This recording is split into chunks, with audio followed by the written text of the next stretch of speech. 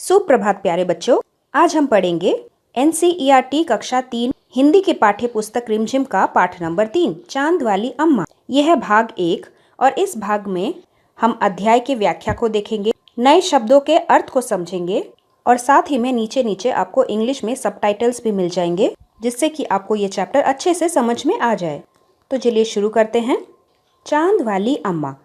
आपने वो कहानी तो सुनी होगी ना कि चांद में एक बूढ़ी अम्मा बैठी रहती है। क्या आपने कभी सोचा है कि चांद में बूढ़ी अम्मा कैसे गई होगी? आज हम उसी की कहानी पढ़ने वाले हैं। सबसे पहले आप ये बताइए कि आप शरारत तो करते ही होंगे ना।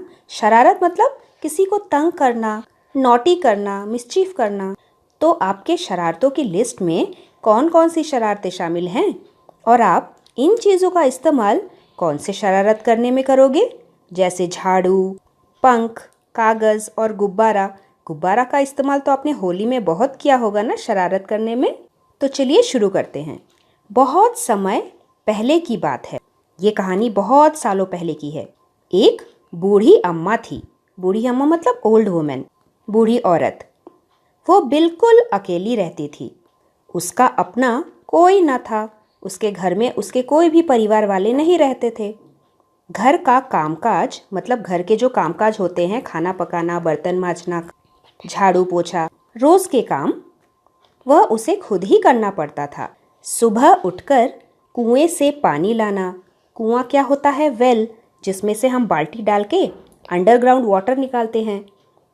गांव में तो सबके घर में नल नहीं होता, इसीलिए गांव वालों को कुएं में से ही पानी निकालना होता है। और क्योंकि अम्मा के घर में कोई और है नहीं, तो अम्मा को ही कुएं से पानी लाना होता है, अम्मा को ही खाना बनाना होता है आदि। अम्मा के साथ एक परेशानी भी थी। परेशानी मतलब किसी काम को होने में कोई तकलीफ। अम्मा की एक परेशानी थी और वो ये कि जब वो रोज़ सुबह उठकर जब घर में झाड़ू लगाती, झाड़ू लगाना मतलब घर का गंदा साफ करना, धूल मिट्टी को इकट्ठा करके बाहर फेंकना। तो जब तक अम्मा घर में झाड़ू लगाती तब तक तो सब ठीक रहता, पर जैसे ही वह आंगन में जाती और झाड़ू लगाने के लिए झुकती। आंगन क्या होता है? आंगन मतलब मकान के सामने की खुली जगह जिसे घर के कामों में लाया जाता है, जैसे हम कंपाउंड बोलते हैं। हमारे घर के सामने ऐसी खुली जगह होती है ना, जहाँ पे हम कुछ भी पापड़ सुखाते हैं, खेलते हैं, पार्किंग करते हैं। तो जैसे ही अम्मा आंगन में जाती और झाड़ू लगाने के लिए झुकती, नीचे बेंट होती, तभी आसमान ऊपर से आकर अम्मा की कमर से टकराता, उनकी कमर में धक्का लगाता। कमर मतलब वेस्ट, उन्हें परेशान करता। और जैसे ही आसमान अम्मा की कमर में धक्का मारता, अम्मा को चोट लग जाती, वो डिस्टर्ब हो जाती। अम्मा उसे घूर कर देखती। घूर कर देखना मतलब गुस्से में टकटकी लगा के देखते रहना, स्टेयर करना। जब अम्मा उसे घूर कर देखती तो वो थोड़ा सा हट जाता। जैसे ही आप कोई शरारत करते हो और मम्मी आपको घूर कर देखती है, आप शरारत छोड़कर थोड़ा सा हट जाते हो ना, वैसे ही आसमान भी थोड़ा सा हट जाता। लेकिन फिर वह जैसे ही दोबारा झुकती, आसमान फिर अपनी हरकत दोहराता। मतलब अम्मा को तो अपना काम पूरा करना है। अम्मा जैसे ही झाड़ू लगाने के लिए दोबारा झुकती, आसमान अपनी हरकत मतलब अपना काम, धक्का मारने वाला काम फिर से दोहराता, मतलब दूसरी बार करता। और यही काम, ये धक्का मारने वाला काम 1 दिन, 2 दिन, 3 दिन लगातार यही क्रम चलता रहा। क्रम मतलब इसी ऑर्डर में चलता रहा। रोज़ रोज़ अम्मा आके झाड़ू लगाए और रोज़ रोज़ आसमान आके धक्का मारे। अम्मा झाड़ू लगाए और आसमान उसे तंग करे। अम्मा बेचारी क्या करती? एक दिन कुएं पर पानी भरने को लेकर अम्मा का किसी और से झगड़ा हो गया। जैसे कि मैंने बताया, गांव में किसी के घर में नल तो होता नहीं है, सभी नदियों में, कुएं में पानी लाने जाते हैं। तो वहाँ पे पानी भरने को लेकर अम्मा का बाकी औरतों के साथ थोड़ा झगड़ा हो गया। और झगड़ा जब होता है तब हमारा मूड कैसा हो जाता है? एकदम खराब। हम गुस्से में आ जाते हैं, हमारा मूड ऑफ हो जाता है। इसीलिए अम्मा भी ज़रा गुस्से में आ गई, वो थोड़ा गुस्से में थी। घर वापस आकर जैसे ही उन्होंने झाड़ू उठाकर आंगन में गई और जैसे ही झुकी, आसमान ने अपनी आदत के अनुसार उसे फिर छेड़ा मतलब तंग किया।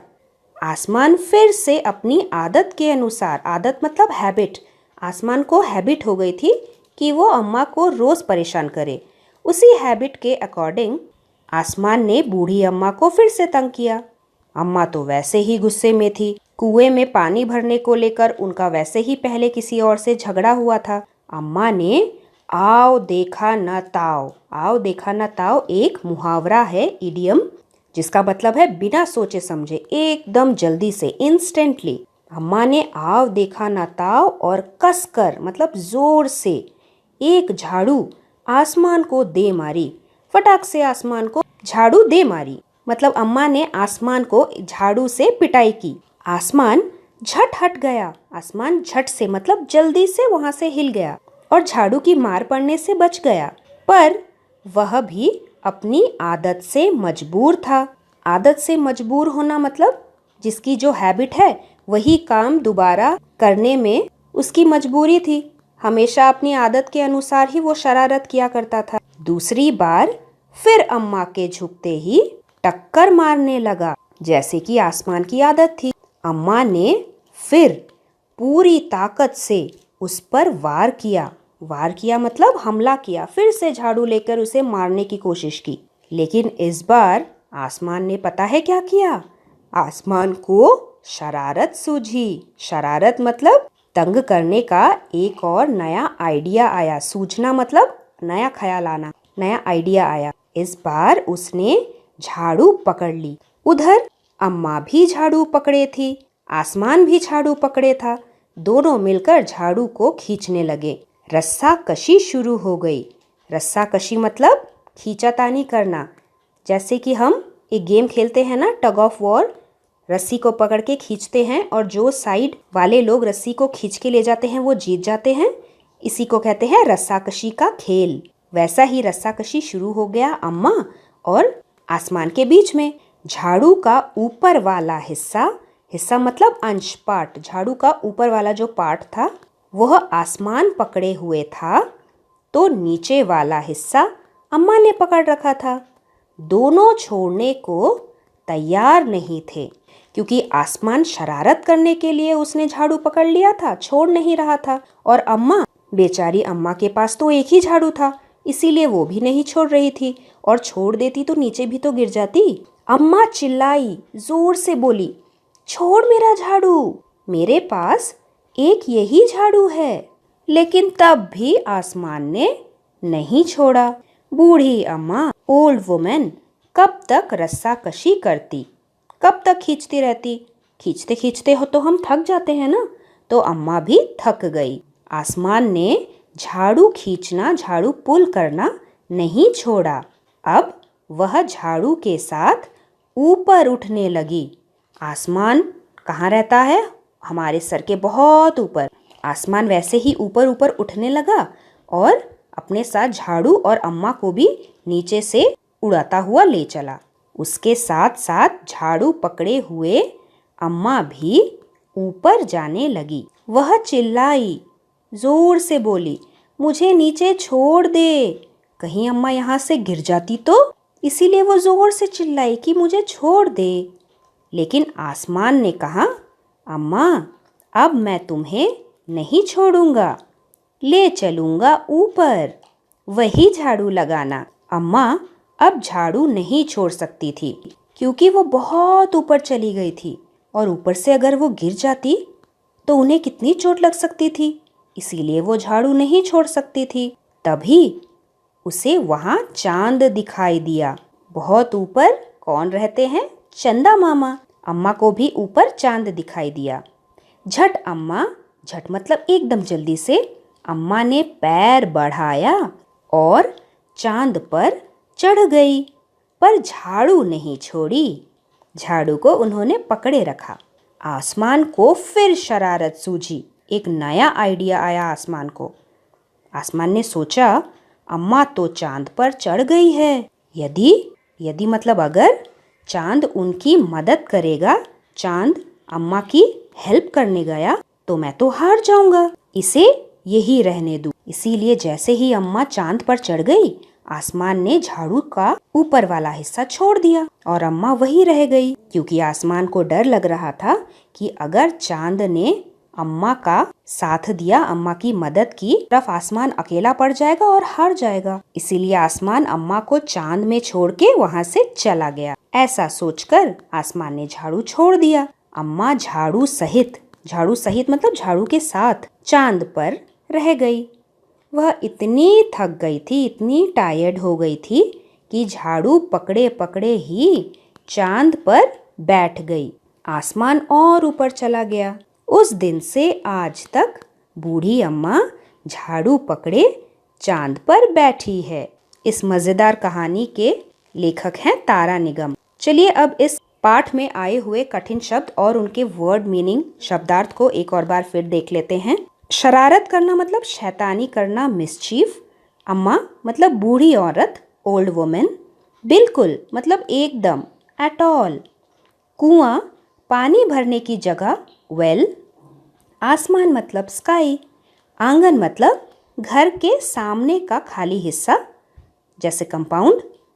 रस्साकशी मतलब खींचातानी का खेल, टग ऑफ वॉर गेम। झाड़ू कूड़ा साफ करने की चीज़, ब्रूम। चांद मतलब मून। घूर कर देखना मतलब किसी को गुस्से में देर तक देखते रहना, टू स्टेयर। हरकत मतलब बुरा काम, मिस्चीवियस एक्टिविटी। अनुसार मतलब किसी के मुताबिक, अकॉर्डिंग टू। चिल्लाई जोर से बोलना, शाउट करना। कोशिश किसी काम को करने का प्रयास करना, ट्राई करना। टकराना, टू बम्प ऑन समवन, धक्का मारना। ताकत मतलब बल, शक्ति, स्ट्रेंथ। हिस्सा मतलब अंश, भाग, पार्ट ऑफ समथिंग। इस्तेमाल करना मतलब यूज़ करना। और आखिरी है क्रम, मतलब एक के बाद एक की स्थिति, बाई ऑर्डर जो चलता ही रहता है एक के बाद एक। और इसी के साथ हमने अपना भाग 1 समाप्त किया। भाग 2 में हम पाठ्य पुस्तक के प्रश्नों का हल करेंगे और भाग 3 में हम पाठ से संबंधित व्याकरण यानी कि भाषा आधारित प्रश्नों को देखेंगे, जिसका लिंक आपको डिस्क्रिप्शन बॉक्स में मिल जाएगा। अगर आपके मन में कोई भी प्रश्न या फिर डाउट हो तो आप नीचे कमेंट सेक्शन में कमेंट कर सकते हैं। हम मिलेंगे बहुत ही जल्दी हमारे अगले भागों के साथ। तब तक के लिए धन्यवाद। Thanks for watching and do like, share, subscribe our channel Mint Talk India for more upcoming videos.